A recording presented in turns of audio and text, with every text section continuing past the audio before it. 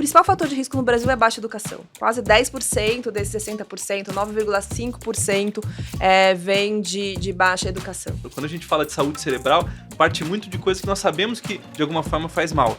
Mas quando eu tenho dados e coloco assim, não, isso tem uma relação em porcentagem de fatores de risco para demência. Poxa, era pra gente estar discutindo isso o tempo todo. E o que a gente perde durante o envelhecimento cognitivo usual? É justamente a capacidade de atenção e velocidade de processamento. Ou seja, fazer as coisas rápido, né? Pegar as coisas muito rápido, tanto do ponto de vista motor quanto cognitivo. E a atenção. Existem alterações sociais e que isso pode ser um problema, nós já sabemos. O cuidado com telas tem que existir, nós temos que tomar muito cuidado com crianças e o uso excessivo, mas a gente tem que pensar o quanto disso está sendo algo evolutivo e o quanto do uso de informações tem que ser feito de forma correta.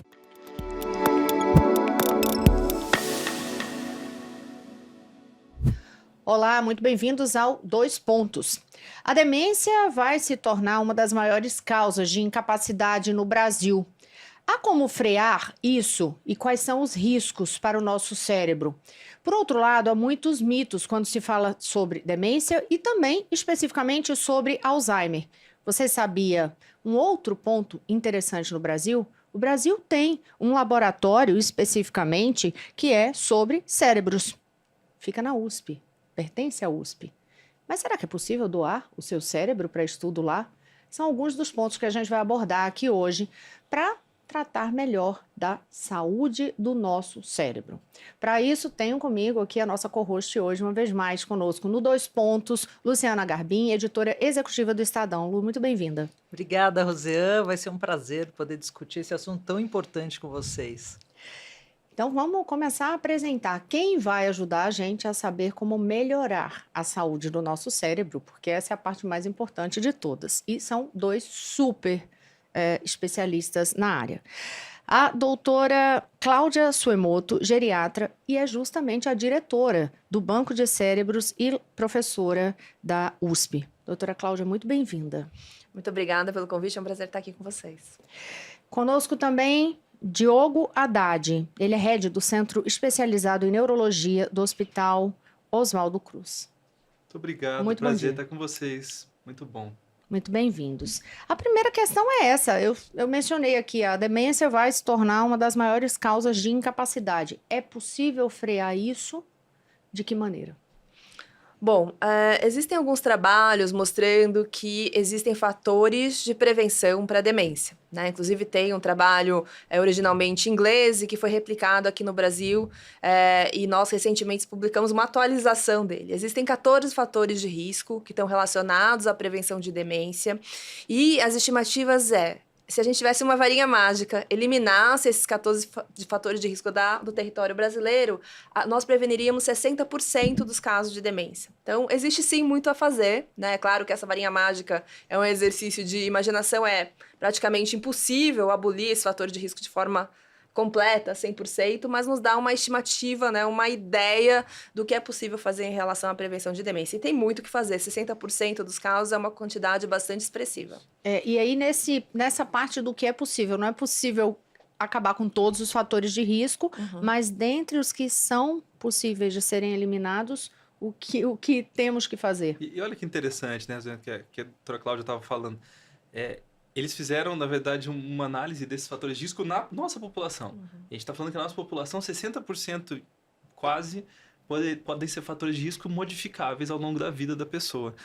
Isso era para ser uma coisa extremamente divulgada, certo? Isso era uma coisa que era para nós sabermos, na verdade, desde nosso desenvolvimento. Era para algo a ser ensinado. E é algo que ainda, se eu pegar a população leiga, é pouco discutido. Nós, dentro da área, acabamos discutindo muito sobre isso. É algo extremamente impactante. Mas é algo que a população leiga tinha que discutir muito mais. A gente tinha que estar em cima disso, porque faz um potencial muito grande de mudança. São coisas, às vezes, mais simples, são coisas associadas à atividade física, à cessão tabagismo, alcoolismo, que, de uma certa forma, todo mundo já tem um reconhecimento que faz mal ao cérebro. Quando a gente fala de saúde cerebral, parte muito de coisas que nós sabemos que, de alguma forma, faz mal. Mas quando eu tenho dados e coloco assim, não, isso tem uma relação em porcentagem de fatores de risco para demência. Eu estou colocando o quanto isso vai evitar numa população. E a hora que a gente joga essa população tem um alto risco de desenvolver isso, de ser uma causa importante de um monte de fatores associados à piora da saúde na nossa população geral, poxa, era para a gente estar discutindo isso o tempo todo, isso era para ser levado para todo mundo. Então é muito interessante poder conversar sobre isso. Eu vou pedir a dica antes de passar para a Lu. Então, não é exatamente uma dica, mas é essa orientação, assim. O senhor citou tabagismo, alcoolismo, mas dia a dia, atividade física, o que mais aí? Para pelo menos nesses que são possíveis de a pessoa, por conta própria, já fazer Mas algo. sabe o que é legal? É pegar lá do começo. Se a gente for Tá. pegar, muitas das divisões que tem desses fatores de risco, e é algo que a Cláudia fez com a equipe mantendo aqui no Brasil, é colocar o seguinte: olha, isso não começa quando o paciente é idoso. A alteração dos fatores de risco, porque normalmente o paciente vai chegar para a gente, vai discutir sobre isso, a hora que ele está vindo com a família ou que a gente está vindo discutir sobre um processo possível demencial. E, na verdade, essa prevenção começa lá quando a pessoa está na escola, é quando ela está criando a parte básica dela de reserva cognitiva. Então, o simples fato de você ter educação formal, de você ter organização de estudo, de você, ao longo da vida, ser preservado em outras coisas, da sua saúde básica, LDL, audição, a parte toda de tabagismo, de álcool, mas também de diabetes, de hipertensão. São doenças que muitas vezes a gente discute dentro de saúde básica, que a gente ouve muito na própria medicina de família, mas que deve ser levado em consideração quando eu penso em saúde cerebral. Às vezes nós não colocamos o tamanho da importância disso, da necessidade do tratamento de coisas clínicas mais básicas, para uma saúde cerebral, para o envelhecimento saudável. Né? A gente acaba enxergando isso só como uma doença isolada. Então, muito disso pode ser mudado quando o paciente começa, do nascimento dele, até a fase adulta e depois passando pelo envelhecimento. Eu queria saber de vocês, e o estresse? O estresse está entre esses 14 fatores de risco? Porque a gente vive hoje num estresse constante, né? A gente estava falando aqui, parece uma corrida maluca muitos dias, né? Principalmente quem tem filho, quem tem mais de um trabalho, ou mesmo um só trabalho, mas hoje em dia o trabalho também se estendeu depois da pandemia, né? A gente fala de dia de trabalho infinito, assim, você já começa a ver os e-mails ali na cama ainda às 6 da manhã e às 10 você ainda está checando alguma coisa. O quanto o estresse pode prejudicar a nossa saúde mental a ponto de gerar uma doença séria, assim, quando você envelhece? Doutora. Bom, ele não faz parte dos 14 fatores Ai, de que risco. bom. Posso voltar na pergunta anterior? Por Porque, na favor. verdade, como trabalho é nosso, eu queria dar uma falada. O principal fator de risco no Brasil é baixa educação. Quase 10% desses 60%, 9,5% vem de baixa educação. Né? Então, esse é um fator, claro, cada um pode... E a ideia desse fator de risco e desse trabalho não é chamar a atenção do ponto de vista individual. É claro, eu sei que eu tenho que cuidar da minha diabetes, do meu colesterol alto, fazer atividade física, todos esses são fatores de risco, tá? Mas a ideia mesmo é mostrar para o gestor público o que ele pode fazer em relação à prevenção de demência, porque é um problema populacional, né? Se a gente está falando que hoje 2,4 milhões de brasileiros têm demência, a previsão é que esse número aumente 206% até 2050. Então, a gente precisa fazer alguma coisa, né? Então, do ponto de vista de gestão pública, nível educacional, escolaridade é uma coisa que nós precisamos cobrar os nossos gestores para que seja feito, para que seja implementado, para que saia do papel uma educação de qualidade. O segundo fator de risco dessa edição mais recente é a perda visual na velhice, tá? Que é muito comum, né? Você deixar de enxergar é um fator de risco porque você, de certa forma, entre outras coisas, deixa de receber estímulo, né? Um outro fator de risco é a perda auditiva, que dessa vez não parece ser tão impactante quanto a perda visual. E o terceiro fator é depressão, né? Na meia-idade.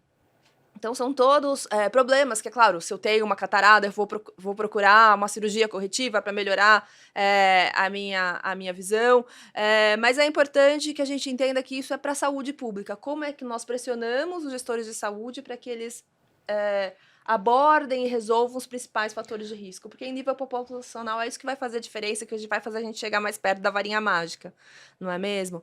Mas sobre estresse, especificamente, ele não entra. Existem alguns trabalhos, tem até um nosso, na verdade, que é feito no Elsa Brasil, mas existem mais trabalhos internacionais com neuroimagem, mostrando que o estresse crônico, ele aumenta cortisol, e parece que existe uma relação entre o aumento de cortisol, né, pelo estresse, e a diminuição de performance cognitiva, mas também de atrofias de regiões específicas relacionadas à memória, por exemplo, o hipocampo. Então, existe uma sugestão de que seja um fator de risco, mas para entrar nesse framework, nessa maneira de pensar que a gente chama de Comissão Lancet, né, que é um grupo inglês que fez esse trabalho, teria que ter mais trabalhos mais robustos, segmento de longo prazo, e o estresse ainda a gente não tem essa evidência tão robusta como para os outros fatores. Antes de eu passar para o senhor, eu volto para o estudo lá pela resposta que a senhora deu. 2 pontos aí me chamam muita atenção. Quando a senhora diz assim, o fator de risco é a questão da educação. Eu queria entender por quê, né, nessa questão do cerebral, para afetar a demência. E qual seria a política pública necessária hoje? Bom, a escolaridade, ele é um dos principais marcadores de reserva cognitiva, tá? Para qualquer órgão do nosso corpo, o cérebro não é diferente. Ter ou não sintomas depende do quê? De reserva, de poupança e de lesão, de gasto, né? Então, do ponto de vista, claro, quanto mais reserva, quanto mais poupança eu tenho, eu posso resistir, ter mais resiliência para certas lesões. Doença de Alzheimer, um derrame. Então, eu tenho a lesão, mas eu não expresso o sintoma clínico da demência porque eu tenho muita reserva. Então, a educação, ela é uma fonte, primeiro, principalmente na primeira infância, adolescência e começo da idade adulta, onde a gente faz o nosso pico cognitivo de aumento de número de neurônios, melhora da comunicação entre eles, a gente chama de densidade sináptica, né? Então, quanto mais neurônios nós tivermos e quanto mais arborização eles tiverem, quanto mais comunicação eles tiverem entre eles, provavelmente mais reserva cerebral a gente tem, mais reserva cognitiva, mais resiliência a gente tem para, ao longo do tempo, mesmo que a gente venha a ter alguma lesão de doença de Alzheimer, alguma lesão cerebrovascular, a gente tem a resiliência, a resistência. Gente, eu queria te ouvir sobre isso também. É muito interessante, né? Bom, vamos por partes. Falando do estresse que você não tinha falado, e a definição é complexa, né? Será que de fato o que você está julgando estresse é estresse para todos nós aqui? Você estava falando, porque a gente vive uma vida, filhos, trabalho, mas isso é o estresse para quem, né? Isso é um estresse da sua realidade, mas muitas vezes não é o estresse da realidade de outras pessoas. Saúde mental tem uma relação muito direta com cognição, a gente sabe sobre isso, é fato que existe. Agora, é diferente eu falar de relação de estresse com demência. Exatamente como a doutora Cláudia falou, não está nos fatores de risco, mas a gente pensa que pode ter uma relação com déficit cognitivo. A gente só não tem necessariamente qual é esse déficit, porque isso é muito individual. Porque existe uma característica ainda difícil para isso. Talvez esse estresse para você seja algo que possa estar gerando um processo depressivo em algum momento. E aí a depressão entra como fator de risco. Talvez esse estresse faça com que você não consiga fazer atividade física. E o fato de você não fazer atividade física fez com que o estresse virasse indiretamente um fator de risco. Então, às vezes, o cuidado que a gente tem que ter não precisa obrigatoriamente estar nos 14, mas eu preciso entender se tem uma relação para que possa, de alguma forma, influir. Então, sempre o cuidado é conhecer bem o paciente. E talvez cognição seja muito difícil de manejo, porque não existe uma regrinha de bolo. Não existe eu chegar e falar, todos os pacientes cognitivamente são iguais. Em grande parte por conta disso, da reserva.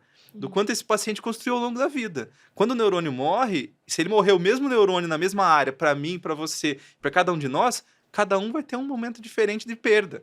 Não vai ser igual para todo mundo. E isso é extremamente importante. Por isso que a gente ainda não tem muitas respostas e a gente sabe que eu vou ter que avaliar isso cada vez de uma forma individual, mais populacional, entendendo como é a realidade de cada um.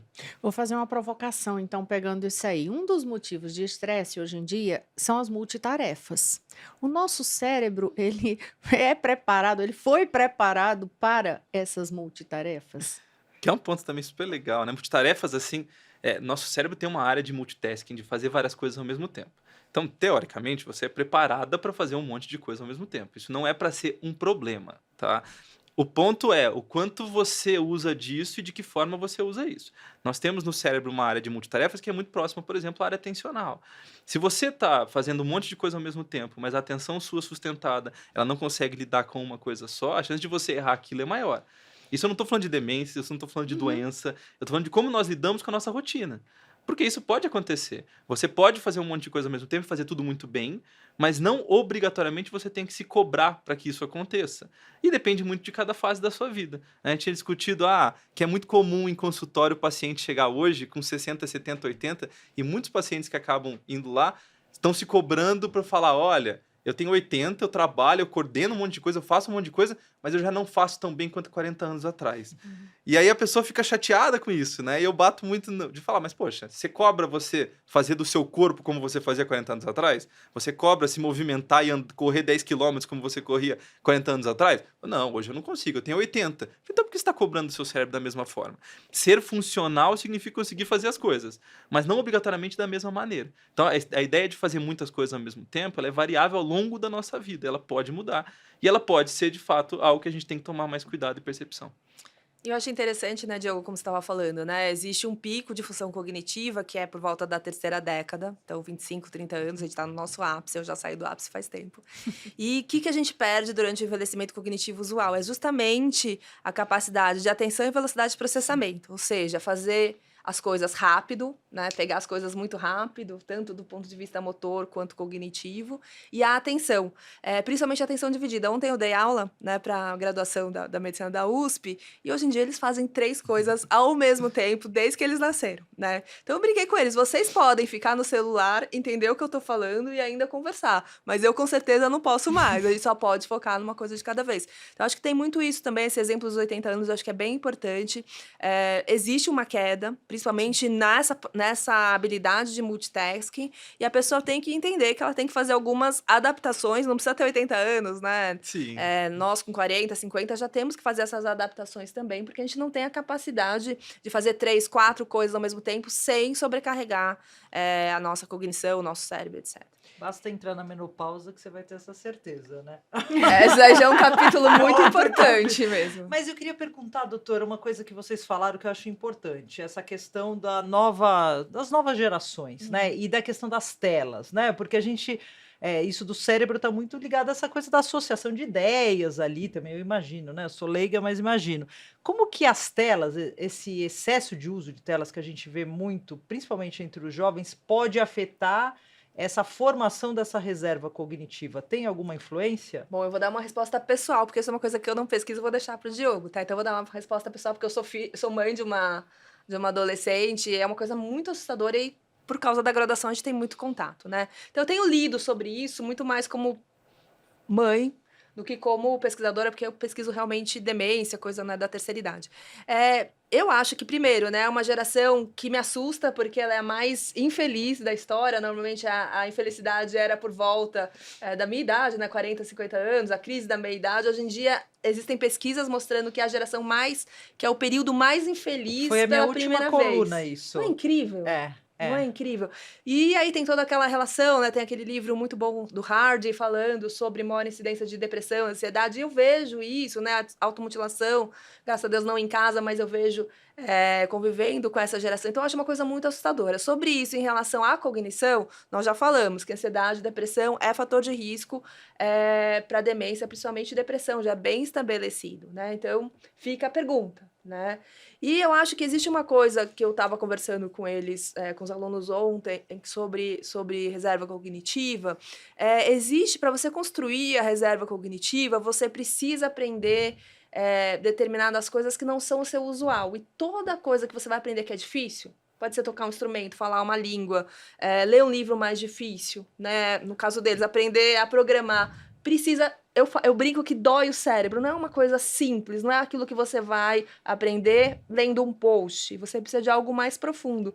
Então eu fico um pouco com medo, né? Mas isso é uma coisa totalmente leiga, não sei se o Diogo tem um dado um pouquinho menos do que a minha opinião, mas eu fico com medo do que vai acontecer em relação à falta de profundidade de estudo que é necessário para você construir reserva cognitiva. Não sei se você tem um dado um pouco menos subjetivo. Mas eu acho que quase todos os dados estão sendo subjetivos, né? Nós temos um monte de trabalhos, mas a verdade é que a gente vai descobrir muito do quanto isso tem de impacto ao longo dos próximos anos aí, Com né? certeza. A gente vai entender melhor isso ao longo dos próximos anos.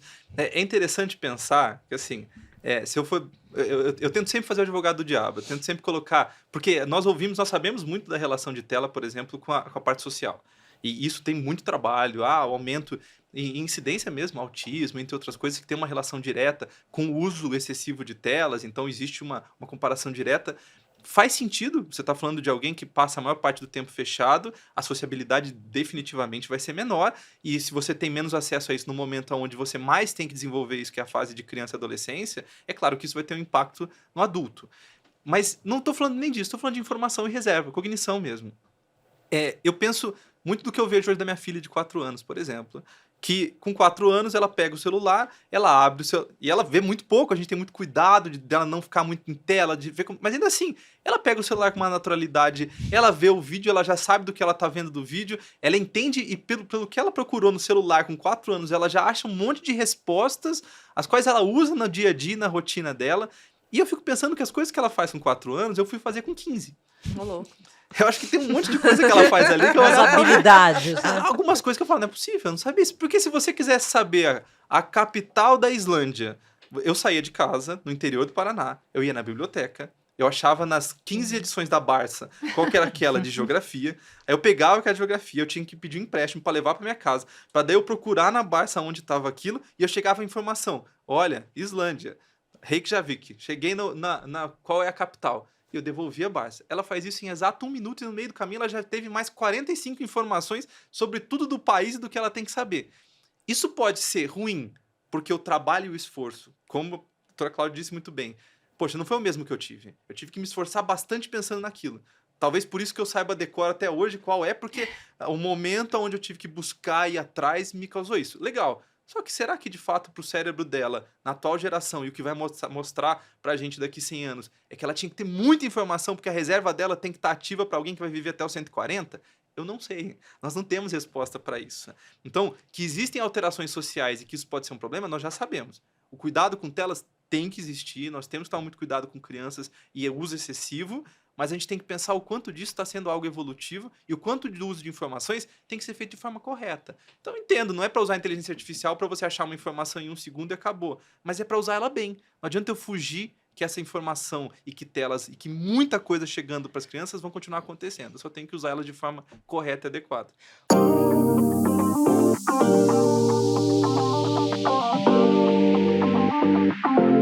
O senhor falou logo no começo da nossa conversa aqui que geralmente o paciente, quando vai no consultório, é porque ele já está apresentando algum sinal. Então, eu queria de vocês desmistificar um pouquinho disso, do que é um sinal, o que seria um sinal realmente de, olha, é uma demência aparecendo, ou é um cansaço, é um dia que foi um dia meio Esquecimento. infeliz, um esquecimento, porque é tudo muito subjetivo, aí pra gente não correr o risco do que vira, né? Porque virou um monte de, assim, médico de busca na internet. Não, né, gente? Pelo amor de Deus, vamos procurar os neurologistas, os geriatras e os pesquisadores. E aí eu queria que vocês trouxessem um pouco de luz pra gente, até para derrubar mitos, porque internet virou uma terra sem lei nessa área de saúde. É um negócio, assim, assustador. Eu acho muito assustador. E nessa área específica de envelhecimento e demência, o que a gente vê de barbaridade, mesmo sendo leigo, tem coisa que você olha e diz assim, isso aqui é muito barbaridade, assim, milagres, remédios milagrosos. Então, Para vocês nos deve ser ajude muito nisso. pior, né? Para quem Nos conhece. ajudem nisso, assim, a trazer realmente o que é que são esses sinais e o que é que a gente precisa derrubar desses mitos. E isso é, de fato, acho que é nosso dia a dia, né? De pegar muitas coisas.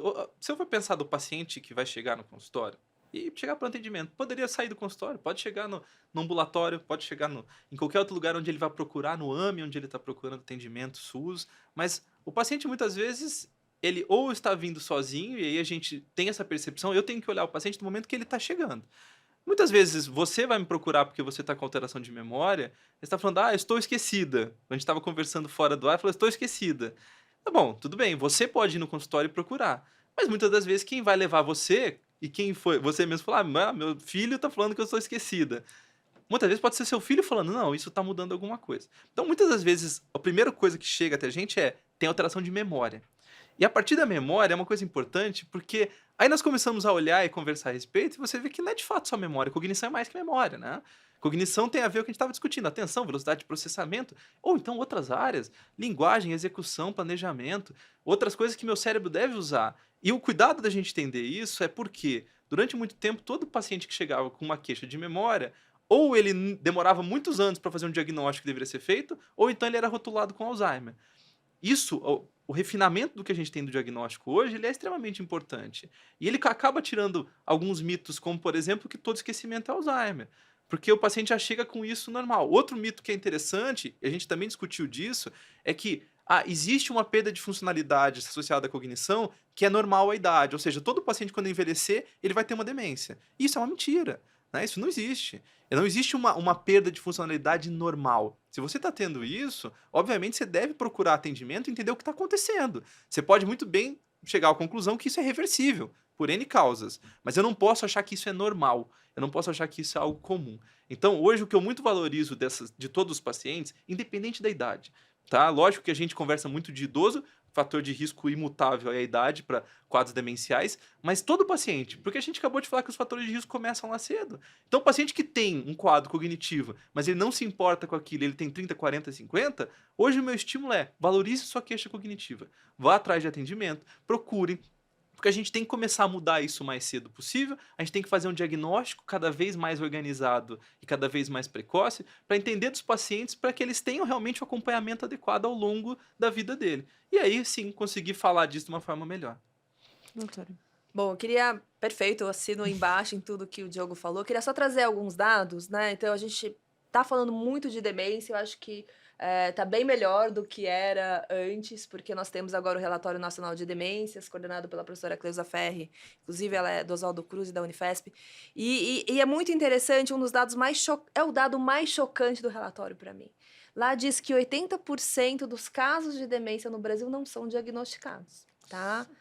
Exato. E esse número parece pavoroso, mas quando você vai olhar dados da Inglaterra, dos Estados Unidos, é 60%, 50%. Então, é uma doença que ainda tem muito estigma, muita dificuldade de diagnóstico, e a gente pode conversar um pouquinho por quê, vou falar um pouquinho por que eu acho, né? Eu acho que tem um pouco de estigma, as pessoas acham que é normal do envelhecimento, também tem aquela coisa, tenho demência, o que eu vou fazer, por que eu vou procurar diagnóstico se não tenho o que fazer, não é verdade, é um mito também.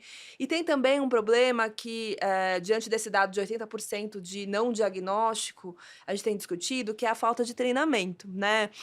Quando eu tive na Faculdade de Medicina da USP, eu fui treinada lá, eu tive 4 aulas de geriatria. Uma delas era de demência, eu acho que eu devo ter feito mais um período de 4 horas, talvez na neuro, e é isso, a gente não tinha muito treinamento. Exato. E aí a gente tem esse problema que tá ficando cada vez mais frequente para os médicos, né, de atenção primária, geriatras, todos eles, né, todo mundo tá tendo que ver paciente com demência. E o que eu faço se eu não fui treinado? Então, acho que esse é um problema também que precisa ser resolvido, né? É uma doença que ela depende muito da queixa da pessoa, da queixa de um familiar, normalmente, porque muitas vezes quem tem mesmo um problema importante não percebe, acho que essa uma paciente com demência, mesmo que leve, moderada, ele não tem noção, existe até um nome, né, a nosognosia, que uma palavra até difícil de falar, mas a perda de autocrítica do problema, ela existe, então normalmente quem vê o problema é outra pessoa, não é você, quando você vê, a gente até brinca que tá tudo bem. Mas a partir do momento que existe um problema, como é que o médico lida com isso, como é que ele faz o diagnóstico? Tem uma parte que é a avaliação de queixa, que é testagem cognitiva, a gente não tem treinamento de forma constante nas escolas médicas, mesmo as boas escolas médicas, a gente está tentando mudar isso, pelo menos na Universidade de São Paulo, mas é um problema muito grande, né? Claro que hoje em dia existe um arsenal terapêutico, a gente está numa revolução, né, Diogo, em termos de diagnóstico, mas também é um treinamento que se precisa para usar de forma responsável esse arsenal diagnóstico que hoje existe. É interessante, que a senhora estava falando, ele olhou para mim assim, que a gente estava conversando lá fora, e aí quando eu falei da história da perda de memória, eu disse, que é isso, a gente tem tanta coisa na cabeça, que, gente, alguma coisa eu vou esquecer. Tem uma hora, que é por isso que eu trouxe essa abordagem, porque eu acho que muita gente em determinado momento hoje, até por se falar mais em demência, começa a entrar naquela pilha, ai, meu Deus, será que... Quando também tem um acúmulo de coisas que é assim, enfim. E ele me falou exatamente o que a senhora disse, olha, no momento que você percebe que está esquecendo, é porque está tudo bem. Percebeu que está esquecendo, está tudo ótimo, não se preocupe com isso, enfim, mas vai, Lu. Não, você falou, né, Rosane, da internet. Uma coisa que acontece comigo também é que a gente vê tanta coisa relacionada ao que você tem que tomar ou que você tem que comer para melhorar o seu cérebro. Então é comida, suplemento, bebida, enfim. Eu queria saber o que é mito, o que é realidade. O que vocês recomendam que as pessoas que estão assistindo realmente incorporem, né, ao cardápio? Da rotina vocês já falaram, né? De exercícios, dormir bem, tudo, mas tem coisa que a gente pode comer? Por exemplo, castanha, uma castanha por dia? Tem uma listinha de coisas que a gente pode sair daqui e comprar para poder Eu acho que a fazer primeira direitinho? recomendação parte muito do que a doutora Cláudia estava falando antes. Um bom profissional de saúde. A gente precisa nós precisamos urgentemente de pessoas que saibam lidar com essa população. Então, muitas das vezes o que você está ouvindo é uma informação, às vezes, inadequada, mas de um profissional que também não teve contato sobre isso. E que as coisas estão sendo divulgadas e aí a internet coloca isso numa mídia muito maior, então muitas pessoas estão vendo e vendem aquilo como uma verdade. Não existe uma dieta milagrosa, não existe uma vitamina milagrosa, não existe algo que a gente consiga fazer especificamente para melhorar, não existe um boost cognitivo. E isso é uma coisa que é extremamente vendida, né? O pessoal adora achar alguma coisa que vai melhorar. O que vai fazer com que você organize melhor a sua cognição, se você não tiver uma doença, se você não tiver algo de fato e você quer melhorar o seu processo cognitivo, é você dormir melhor, é você fazer atividade física, é uma alimentação saudável sem nada específico. Você tem que ter uma dieta regrada, mas não é uma organização. Obviamente, se você tiver uma dieta baseada em gordura, em embutidos, a chance de você ter outras doenças que afetem e que possam causar fatores de risco, o processo demencial é maior. Mas o cuidado parte muito disso. Por quê? Nós buscamos normalmente uma medida milagrosa. É mais fácil, inclusive para o nosso próprio cérebro, é mais fácil aceitar que, olha, eu tomo um comprimido e agora tá tudo bem, eu não vou ter mais nada. Ou então agora eu fico muito mais inteligente tomando um comprimido, ele vai fazer me curar das coisas. Então eu tenho muito cuidado com isso. Nós estamos carentes de profissionais que trabalhem nessa área. Isso é um fato, por isso valorizo muito o que a doutora Cláudia disse. A gente precisa de pessoas, justamente que essas pessoas tomem posição a respeito do que se vê na internet, a respeito do que se vê em outros lugares, para conversar e falar, não, eu preciso ser embasado em pautas científicas. Eu só posso conversar se algo faz realmente sentido se eu tiver bons trabalhos que embasem aquilo para mim. E quando a gente vê a maior parte das coisas que são divulgadas, elas não têm esse embasamento. Isso é muito ruim ao longo do tempo. Bom, dieta eu acho que é uma coisa fascinante de estudar, né? Porque ela é cultural, né? Fala sobre os nossos costumes. E antes de eu responder diretamente sobre dieta, eu vou reiterar algo que o Diogo falou. Saúde cerebral a gente constrói ao longo do tempo. Então, não é uma pílula mágica, mas como eu como de forma consistente ao longo do tempo, a atividade física que eu pratico de forma consistente ao longo do tempo. Então, essa constância, principalmente na meia-idade, que é dos 35 aos 65 anos, é uma janela de oportunidade imensa para você manter o seu cérebro o mais saudável possível. Sobre dieta, eu acho que realmente existe muita pesquisa sobre uma coisa que chama dieta Mind, né? Que é a dieta mediterrânea, daí que vem as castanhas, e a dieta DASH, que é uma dieta que controla, diminui seu risco de hipertensão, porque a hipertensão é um fator importante. Então, essa dieta mediterrânea, nós temos um conhecimento geral. Castanhas, azeite de oliva, salmão, bastante frutas, vegetais, né? Um pouquinho de vinho, etc.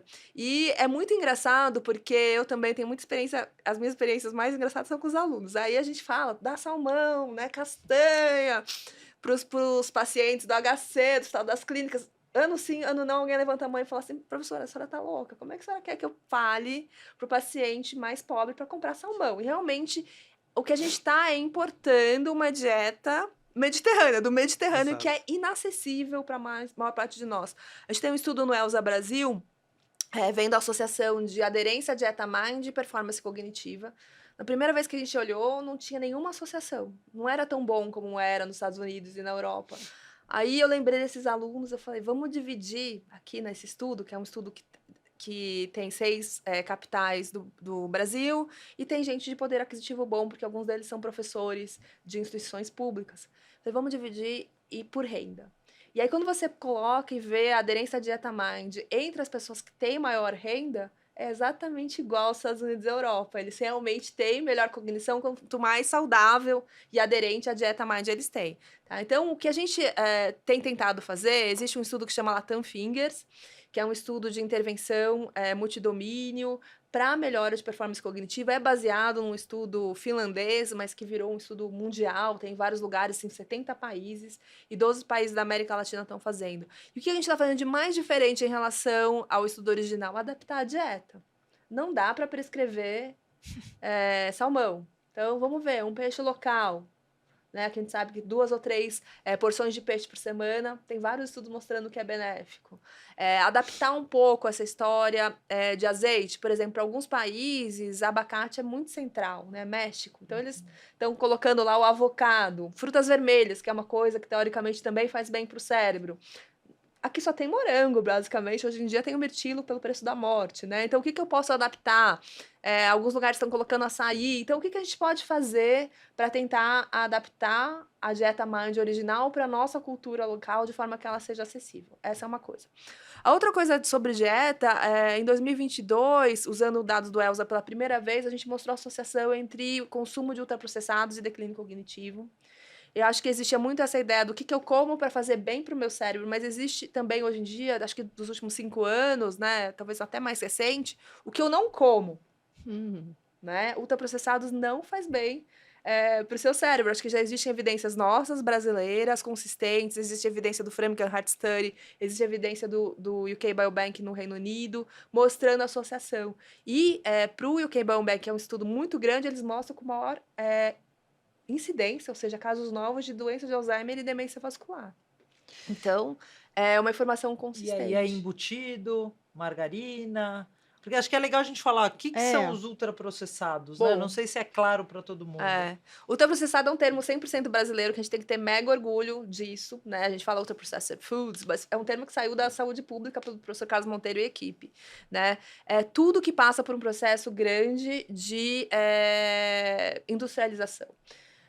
Recado rápido, tá na sua despensa e tá lá por 3 meses intocável, é ultraprocessado. Nada dura tanto se não for ultraprocessado. Nada, né, não estraga rápido assim. Então, são alimentos que têm muito sal para conservação, tem muito conservante em si, muita química, tá? Tem muito corante. E são alimentos que eles são desenhados não só para durar muito, mas para serem muito palatáveis. Né?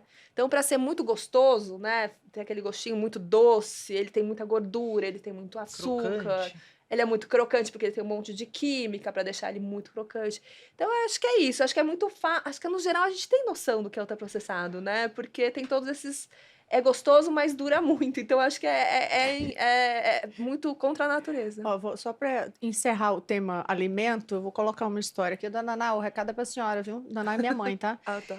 Sabe o que a minha mãe fazia quando era criança? Me botava para comer cérebro de boi, gente. Ela tinha na cabeça dela a ideia de que se comesse miolo de boi, era ótimo para a memória. E aumentar a reserva cognitiva. Não é? Então, assim, por favor, desmistifiquem isso hoje. Ou, pelo menos, me diga que valeu a pena tanto sacrifício para comer aquilo. Não, tadinho. Não tem nada que justifique comer o cérebro. Você comendo o cérebro do boi, você Tá não vendo? ficaria mais inteligente, avisa Dona Naná, tá? Não vai ficar mais inteligente. Mas às vezes é legal a gente ver essas regionalidades, né? Porque é isso, não existe nada mágico, mas ela talvez nem queria algo mágico. Fazia parte da rotina mesmo. Falar, olha, todos meus filhos comeram o cérebro porque fazia parte da carne que comia. Às vezes tem muito isso, o Brasil tem muito disso, né? Em cada lugar existe uma característica, e eu vejo muito para mim que vim do Paraná, para outras pessoas, muitos que estão próximos, que vieram do Nordeste, cada um tinha uma forma diferente do que é o seu alimento saudável. Qual que é o seu alimento que a sua mãe virava e falava que você tinha que comer porque aquilo fazia bem? Porque desde sempre a gente ouve isso, dos ultraprocessados e de adoçantes, dietéticos, que também, estudo muito recente deles, também muito interessante. De um todas óleo as de fígado coisas. de bacalhau também. Já É, foi. é, Isso mas era mais clássico, ovo de né? Esse pata. era um clássico. Ovo de pata com biotônico Fontoura. Olha lá, Olha você só. tinha que comer mais. O biotônico era a história de você tem que comer mais. Mas cada uma dessas regionalidades, hoje elas podem ser trazidas de alguma forma que a gente crie novos estudos para entender o que realmente que faz parte da dieta da população brasileira e Isso. regional pode ser adaptada para ser algo saudável e que ajude nosso cérebro de alguma forma, né? E é gostoso o cérebro de... Nossa, eu não Nossa, gosto de deve ser uma lembrar. delícia. assim, eu não gosto de lembrar, enfim, mas eu precisava desse recado. Enfim, tem um outro ponto que vocês abordaram aqui antes, queria também que vocês trouxessem um pouquinho mais, começo contigo, que é sobre os avanços em relação à identificação, a parte de exames, né? Depois a gente vai para os tratamentos, mas assim, na parte de exames, porque agora tem grandes avanços, inclusive, para a identificação ali de uma predisposição para o Alzheimer. Então, o que é que mudou nessa parte de diagnóstico? Muita coisa, muita coisa. E talvez tenha mudado, tô falando dos últimos 10 anos para cá. Né? Acho que a nossa especialidade recebeu um boom muito grande desses últimos anos. E talvez porque desde quando a gente conversou a primeira vez sobre Alzheimer, 1906, quando o próprio Alzheimer cunha a doença, até o primeiro momento onde alguém fala, poxa, precisamos entender que existem critérios diagnósticos para isso, se passaram basicamente 80 anos. Então, em 1980 e pouco é que a gente conversa os primeiros critérios diagnósticos. E o primeiro momento onde a gente conversa que a doença não é uma doença de sim e não, que eu viro e falo assim, não é que a doença ou você vai ter, ela não tem. Essa doença, ela está começando em você há um bom tempo já, ela está vindo, são dos últimos 10 anos para cá. Então, realmente, o entendimento hoje nosso da doença, e acho que isso é extremamente importante, é que existem fases pré-clínicas dela. Existem momentos onde eu não tenho sintoma, mas a doença já está, de alguma forma, se instalando no meu cérebro. O reconhecimento disso antes, eu entendo que talvez fosse menos importante. Hoje, a gente precisa desse entendimento para reconhecer, inclusive, e mapear populações, entender quem são os pacientes que eu devo ter cuidado, porque hoje eu começo de um paciente onde ele tem uma percepção sobre algo, mas eu não enxergo nada, e a gente chama isso de um comprometimento cognitivo subjetivo. Eu parto para um momento onde eu estou vendo um déficit naquele paciente, então eu fui lá, fiz minhas testagens e estou enxergando que esse paciente tem um déficit, mas ele é completamente funcional. Isso é um comprometimento cognitivo leve, até o momento onde eu tenho a demência. Se eu consigo enxergar a doença no paciente lá atrás, nesses comprometimentos cognitivos anteriores à demência, eu consigo de alguma forma entender quem são os pacientes de risco. E por isso hoje talvez não seja mais a ideia de se ter só um diagnóstico clínico. O diagnóstico clínico, entenda, vai ser para sempre o mais importante e para nós isso é fundamental. No dia a dia o que nós vamos fazer sempre é entender o paciente, entender muito bem quais são, como que ele é, examiná-lo, tirar uma boa história. Isso faz parte de qualquer profissional de saúde que trabalhe obrigatoriamente com quadros demenciais. Mas hoje eu consigo enxergar uma doença biológica também. Eu consigo enxergar no cérebro do paciente perfis de doença de Alzheimer, por exemplo, sem que ele ainda tenha clínica para isso. E isso parte com o avanço do que nós chamamos de biomarcadores, por exemplo. Eu consigo enxergar as bases fisiopatológicas da doença de Alzheimer no cérebro de um paciente sem ter que abrir o cérebro, que é como durante muito tempo faziam, sem ter que abrir o cérebro e olhar lá dentro. Isso muda muita coisa para a gente se nós, de alguma forma, pensarmos que no futuro vão ter novos tratamentos que vão conseguir lidar com o paciente cada vez mais precoce. E a gente está vivendo um momento onde talvez isso chegue logo mais. Os próximos 20, 30 anos vão ser de mais mudanças ainda dentro da cognição e comportamento, porque vão chegar tratamentos cada vez mais precoces. Mas antes de eu falar de remédio, tratamento ou de prevenção, que é o que a gente tanto discutiu, eu tenho que saber identificar bem esses pacientes e talvez identificar grupos de quem são aqueles que eu tenho que organizar cada vez melhor. E tem uma corrida aí em relação a esses exames? Porque chegou agora, inclusive, exame aqui em São Paulo. Acho que São Paulo é o único estado que tem já um dos laboratórios que faz esse exame Tem no especificamente, Rio, né? no Já Rio tem no Grande do Rio? Sul, Tá. tem. A última palestra que eu assisti a respeito, eu acho que Aham. só tinha em São Paulo. E assim, já tem também aquela coisa meio hipocondríaca mesmo. Ah, não, já quero checar logo, Existe então uma já deixa corrida eu ver. mundial, acho que para isso, né? Todo mundo, a gente quer, mas o ponto que a gente tem que ter cuidado, isso tem que ser validado. E isso tem que ser validado para populações específicas. Então, assim, nós não temos uma aprovação ainda nacional para alguns tipos de exame, nós temos para outros. A mesma coisa que foi aprovado nos Estados Unidos recentemente, validação de alguns testes de sangue, por exemplo. O cuidado que eu tenho que ter é, para quem eu peço isso? Não é para todo mundo. Eu não posso chegar num paciente assintomático na rua no momento e falar, faça o teste, eu quero saber se você tem características biológicas de Alzheimer. Porque isso não muda neste momento, eu não tenho um impacto para esse paciente. O cuidado do entendimento é se isso vai ser um rastreio, se isso vai ser um acompanhamento, a gente vai ter um entendimento disso conforme nós tivermos os nossos próprios estudos a respeito. Isso está chegando cada vez mais. Tá? Já existem exames que eu consigo fazer isso no Brasil, eles estão chegando cada vez mais cedo, mas eu ainda tenho que entender como isso funciona na minha população. Chegaremos ao ponto, por exemplo, de imaginar, tal qual a gente faz uma mamografia, um preventivo todo ano, de ter o exame ou uma orientação, porque vai passar por política pública também isso, né? A gente roda e volta na política pública que a senhora destacou no começo. Mas ainda que seja inicialmente mais do próprio bolso do paciente, enfim, mas chegaremos a esse ponto de fazer uma espécie de prevenção diagnosticando por exames? A senhora acredita nisso? Então, o problema é que isso já está acontecendo e é errado, né? Só voltando no que o Diogo falou, hoje em dia a gente tem um exame de imagem muito antigo, que é a ressonância, e ele não dá certeza, mas dá sinais indiretos.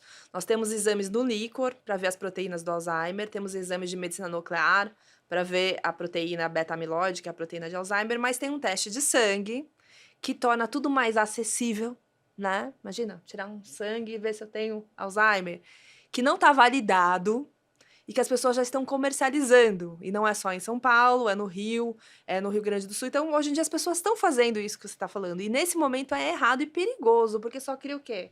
Ansiedade, porque não tem um tratamento para essa fase, e você começa a procurar se você tem, vamos supor que tenha 3 familiares meus com doença de Alzheimer, eu quero saber se eu tenho. Eu vou lá, faço exame de sangue, o que eu faço com essa informação? Na verdade, ele hoje em dia precisa de um médico pedindo o exame e tem algum profissional que pediu de forma errada. É muito importante que isso seja dito. Primeiro, porque não está aprovado para esse tipo de abordagem que você está prevendo no futuro, ela já está acontecendo agora por pessoas que eu entendo que são irresponsáveis ao pedir, entendeu? Ao canetar isso, carimbar e, ó, tá aqui seu exame sanguíneo para biomarcador de Alzheimer, vai fazer. Tá errado isso nesse momento, tá? E as pessoas querem, elas têm essa curiosidade, mas não muda o dia a dia delas, porque nós 4 aqui, nós sabemos que nós temos que fazer prevenção, comer direito, fazer exercício físico, não se estressar, cuidar da minha depressão, whatever, entendeu? Já tem toda a lista do que a gente tem que fazer. A medicação que existe, que vai ser comercializada em breve, é que ela não tem indicação para essa fase. Então, para que eu estou fazendo o exame? O que eu vou fazer com essa informação? Né? É uma informação muito importante. Doença de Alzheimer muda a vida de uma pessoa. A partir que você tem o diagnóstico, você tem os seus direitos, etc., de fazer os exames e tal, ter o tratamento, mas também vem com um ônus muito grande. Como a gente sabe que é uma doença progressiva, a pessoa vai mudar a história natural dela. Se eu tenho Alzheimer, alguém tem que cuidar de mim no futuro próximo. Eu não vou ser capaz de administrar as minhas coisas mais, eu não vou ter mais autonomia, eu vou perder a independência física também no futuro. Então, é um diagnóstico muito pesado para você fazer dessa maneira que já está sendo feito, tá? Então, sobre políticas públicas, eu acho que vai ter uma mamografia ou um exame de screening para a doença de Alzheimer. Eu acho que esse não é o futuro próximo nosso. Quando eu falo futuro próximo, uns 10 anos, não tem indicação, porque, como o Diogo falou, estão pesquisando se as drogas novas que são específicas de doença de Alzheimer têm um papel na doença de Alzheimer assintomática. Então, você tem uma doença de Alzheimer que pode ser detectada 20 a 30 anos antes de qualquer sintoma. O que você faz com isso? Né? Sofre 30 anos.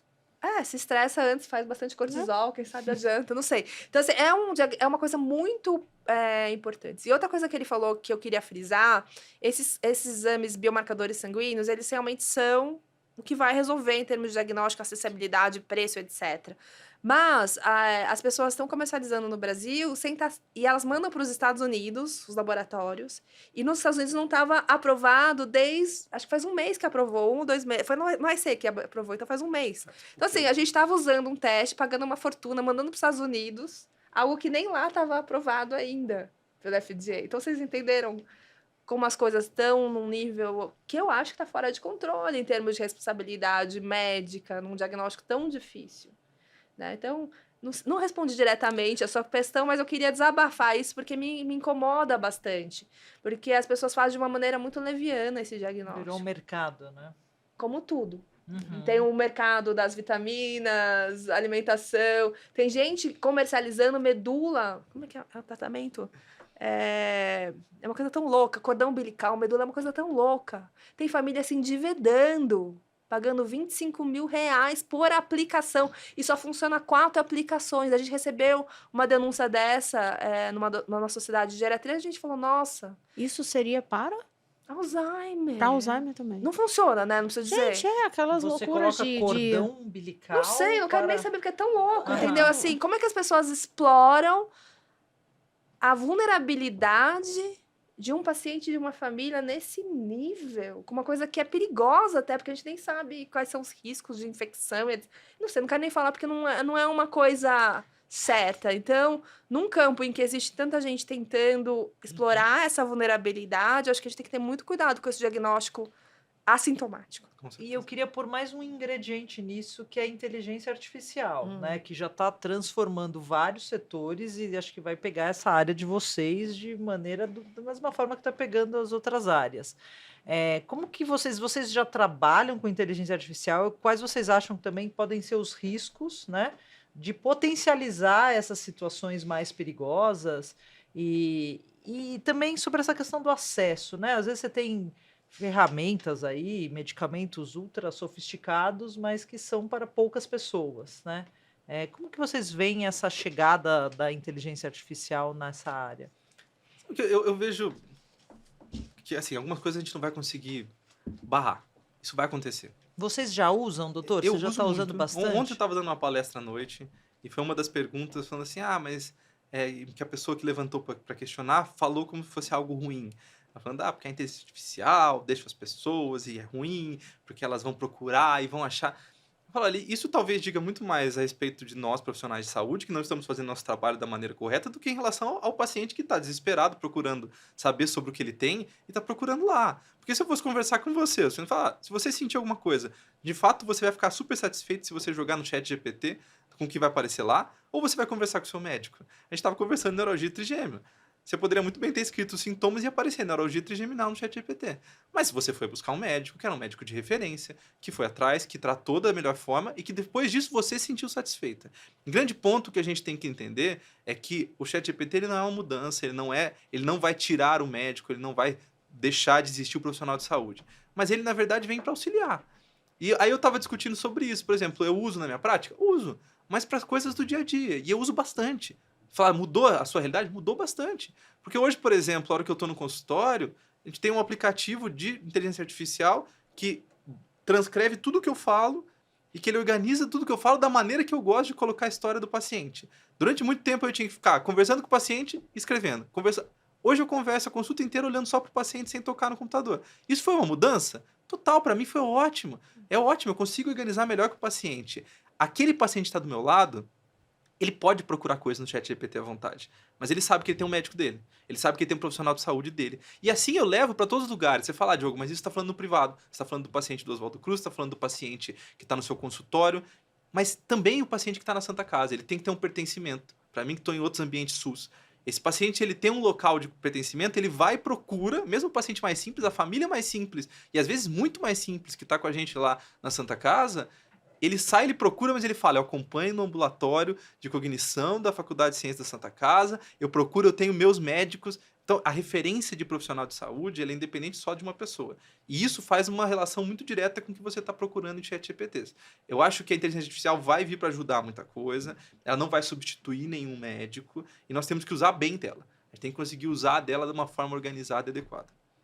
É isso, gente, já tô com o tempo esgotado, eu sei que vocês têm compromisso, na verdade a gente ficaria aqui conversando mais, mas os dois, obviamente, têm 1 milhão de compromissos e precisam atender os pacientes, inclusive, e seguir com as pesquisas. Então, vou passar para as considerações finais, se vocês quiserem ressaltar algum ponto, algo que vocês digam, olha, da nossa conversa, ou algo que a gente não abordou, enfim, para vocês fazerem as considerações. Bom, primeiro eu queria agradecer a oportunidade de estar aqui. Eu acho que o grande ponto hoje em dia é que eu fico muito feliz de poder estar falando sobre demência. Eu acho que existe muita necessidade pelo envelhecimento populacional, pela frequência, né? Todo dia, não só a gente ouve falar, mas infelizmente conhecemos alguém com demência. E o meu recado é isso: qualquer esquecimento, problema cognitivo que cause problema no dia a dia, se você deixa de funcionar no nível que você funcionava anteriormente, procure ajuda médica, vá conversar. Provavelmente não é uma doença de Alzheimer, mas pode ter, né? Alguma causa reversível, uma depressão, uma deficiência de vitamina, um problema de tireoide, uma menopausa, que a gente possa conversar e ajudar. Então, acho que a ideia de que esquecer não é normal do envelhecimento e que há sempre o que fazer e ajudar a pessoa, ela é muito importante, e é sobre isso que é a minha mensagem final.